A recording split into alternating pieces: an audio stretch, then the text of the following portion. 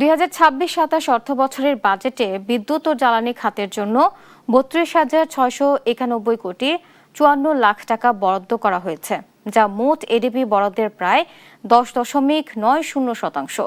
বিদ্যুৎ ও জ্বালানি খাতে ভর্তুকি কমাতে আইএমএফ এর শর্ত থাকলেও বৈশ্বিক পরিস্থিতি বিবেচনায় বিদ্যুৎ ও গ্যাসের নিরবিচ্ছিন্ন সরবরাহ নিশ্চিত করতে আসন্ন বাজেটে এই খাতে সরকারের ভর্তুকি বৃদ্ধিরও পরিকল্পনা রয়েছে।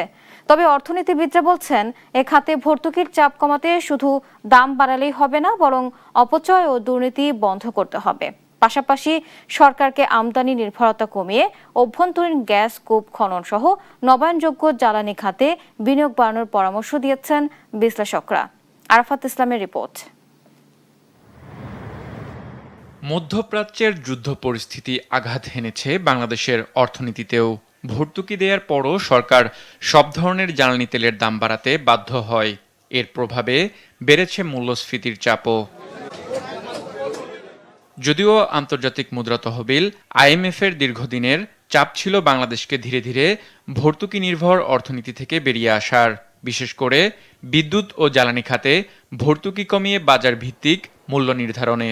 তবে জ্বালানির দাম বৃদ্ধি এবং উচ্চ মূল্যস্ফীতিতে আসছে বাজেটে ভর্তুকি আরও বাড়ানোর পরিকল্পনা করছে সরকার। ২০২৬-২৭ অর্থবছরের বার্ষিক উন্নয়ন কর্মসূচি এডিপিতে বিদ্যুৎ ও জ্বালানি খাতের জন্য মোট ৩২,৬৯১ কোটি ৫৪ লাখ টাকার বরাদ্দ অনুমোদন করা হয়েছে, যা মোট এডিপি বরাদ্দের প্রায় ১০.৯০%।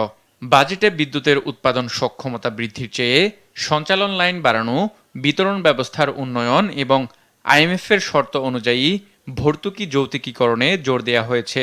এছাড়া আমদানিকৃত তরল প্রাকৃতিক গ্যাস এলএনজির উপর নির্ভরতা কমাতে দেশীয় গ্যাস অনুসন্ধান ও উত্তোলন বৃদ্ধিতে বাজেটে থাকছে বিশেষ নির্দেশনা। পাশাপাশি জলবায়ু পরিবর্তন মোকাবেলায় নবায়নযোগ্য জ্বালানি খাতেও অগ্রাধিকার দেয়া হবে।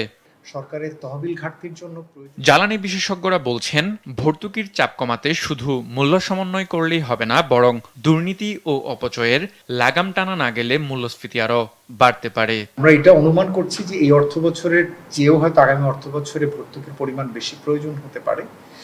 হয়তো এর একটা অংশ সরকার কিছুটা জ্বালানি এবং বিদ্যুতের মূল্য সমন্বয় করে হয়তো কমাতে চেষ্টা করবেন, কিন্তু তারপরেও যে বর্ধিত মাত্রায় ভর্তুকির দরকার হবে সেটির জন্য যাতে অর্থের সংস্থানটি বাজেটে থাকে। আমদানি নির্ভরতা কমিয়ে দেশীয় গ্যাস অনুসন্ধান ও নবায়নযোগ্য জ্বালানিতে বিনিয়োগ বাড়ানোর পরামর্শ দেন তিনি। সরকার অভ্যন্তরীণ গ্যাস এক্সপ্লোরেশনকে গুরুত্ব দেয় এবং যেগুলো গ্যাস ইতিমধ্যে পাওয়া গিয়েছে যত গতিতে এগুলোকে জাতীয় গ্রিডে সরবরাহ করা যায় সেটির জন্য যাতে সরকার ব্যবস্থা নেন। নবায়নযোগ্য জ্বালানির যে কর্ম পরিকল্পনা ইতিমধ্যে সরকার বিভিন্নভাবে ঘোষণা করছেন, এগুলোর জন্য যে শুল্ক সুবিধা বা শুল্ক কাঠামো দরকার সহায়ক, সেটির জন্য একটা ঘোষণা আগামী বাজেটে থাকে, যাতে বিনিয়োগকারীরা নবায়নযোগ্য জ্বালানিতে বিনিয়োগ করেন। বিদ্যুৎ ও জ্বালানি খাতে অপরিকল্পিত ব্যয় ও ক্যাপাসিটি চার্জের বোঝা কমিয়ে এনে জ্বালানি নিরাপত্তা নিশ্চিতের তাগিদ বিশ্লেষকদের। ঘাটতির জন্য প্রয়োজনীয় মাত্রায়। আরাফাত ইসলাম, দেশ টিভি, ঢাকা।